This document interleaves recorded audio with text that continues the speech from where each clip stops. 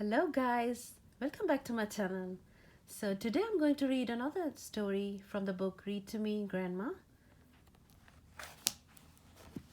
It's a story of Rapunzel. You must have heard about this story before. So, let's go. Once upon a time, a man and his wife lived happily together. They had all that they could wish for except a little child. And they often said, "Oh, if only we had a little daughter." They never gave up hope that someday the little daughter would come.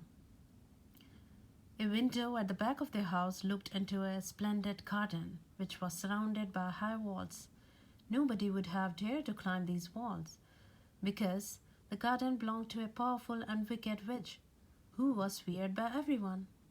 One day, the woman was standing at the window that overlooked the garden. She saw some tempting salad greens of the kind called Rapunzel growing there.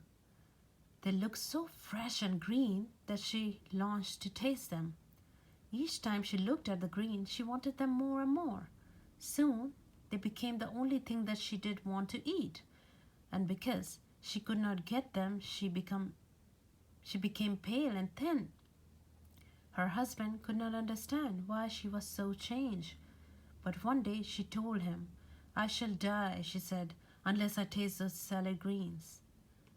"Rather than let you die, I shall climb the witch's wall, let it cost what it may," said her husband. So at twilight, he climbed over the wall, picked a handful of greens, and took them to his wife. She made a salad with them and ate it at once. She enjoyed the salad so much that the next day her longing was even greater, and she begged her husband to go again into the garden. When he saw that she would make herself ill unless he went at twilight, he again climbed the wall. But to his horror, he found himself face to face with a witch. "How dare you come into my garden? How dare you steal my greens?" she demanded. "They are for my wife," answered the man. "I'm afraid she would die if she could not have them." "I see," said the witch. "Well, your wife must not die. Take as much of the green as you like, but promise this. If you have a little daughter, you must give her to me. I'll be the mother to her." The poor husband promised, for he was much too afraid of the witch and too anxious to take the greens to think of what his word might mean. After some time, the woman had a daughter. The witch quickly appeared and carried off the baby girl, to whom she gave the name Rapunzel. Rapunzel grew to the most beautiful girl. When she was 15 years old, the witch shut her up in a tower that stood in the middle of the great forest. How she did this, we do not know, for the tower has neither a staircase nor doors, and only one little window way up here near the top. When the witch wanted to enter the tower, she stood at the foot of it and called, "Rapunzel, Rapunzel, let down your hair, that I may climb without a stair." The girl had wonderful hair. It was so long, as fine as spun gold. When she heard the witch's voice, she threw her long braid over the little balcony at a window, so that it reached the ground beneath. Then she held the top of the braid tight with both hands, and the witch climbed up. After several years had passed, a king's son, riding through the forest, heard in the distance a song so lovely that he stood still to listen. When could it come from? He rode in the direction of the sound and came to the tower. He tried to enter it, but neither door nor staircase could he find. He looked up at the pretty window. No one was to be seen. Yet there was no doubt that the singer of the song was in the tower.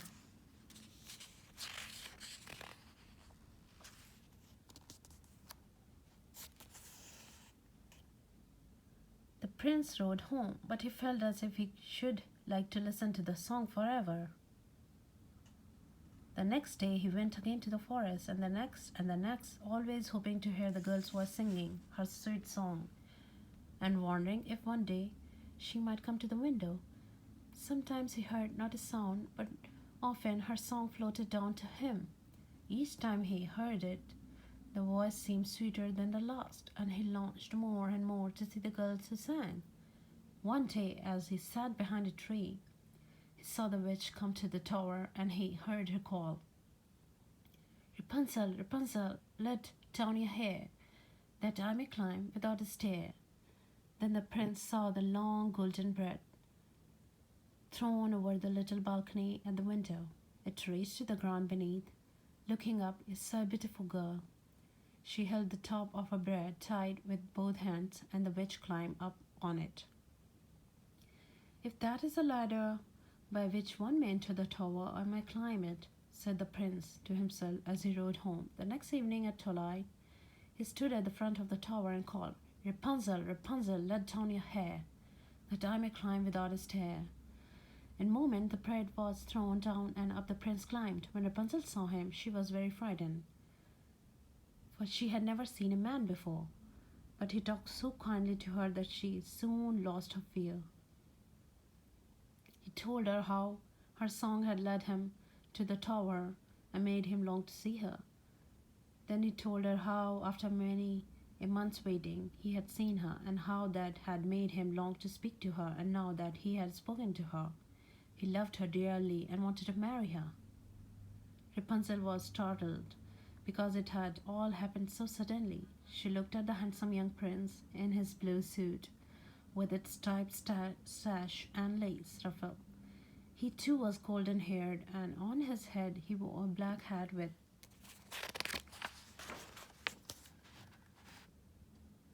large black plume. His voice was so kind and his way was so gentle that Rapunzel felt sure she would be happy with him. Yes, I will marry you, Prince, she said, but how am I to escape from this tower? The two thought, and at last Rapunzel had an idea. Come to see me each evening, Prince, for the witch come only in the day, and bring me every time you come a skein of silk. I will weave it into a ladder. When it is long enough, I will climb down, and you can carry me off on your horse. Then the prince kissed Rapunzel, let him sit down with her here, and waved goodbye. The witch knew nothing of the meetings, and until one day Rapunzel said, How is it, good mother, that you are so much harder to pull up than the prince? What? Said the witch. You naughty wicked girl, I thought I had kept you from all the world. You have deceived me. And in her anger, the witch seized a pair of scissors and cut off Rapunzel's bread, which fell to the ground. The witch then took the long bread and fastened it securely to the window sill so that she and Rapunzel could descend in safety. She then took the poor girl into a wilderness and left her there, lonely and miserable. The witch returned to the tower in the evening. She climbed up to the ladder of the hair and pulled it in after her. Soon the prince called, Rapunzel, Rapunzel, let down your hair, that I may climb without a stair. And the witch let down the hair. The prince mounted and found himself face to face, not with his dearest Rapunzel, but with a witch, who was staring at him with angry eyes. Ah, she cried mockingly, you have come to fetch your lady, but the beautiful bird have flown the nest and will sing no more. The cat caught her, and soon it will scratch out your eyes. You will never see Rapunzel again. In despair, the prince sprang from the high window.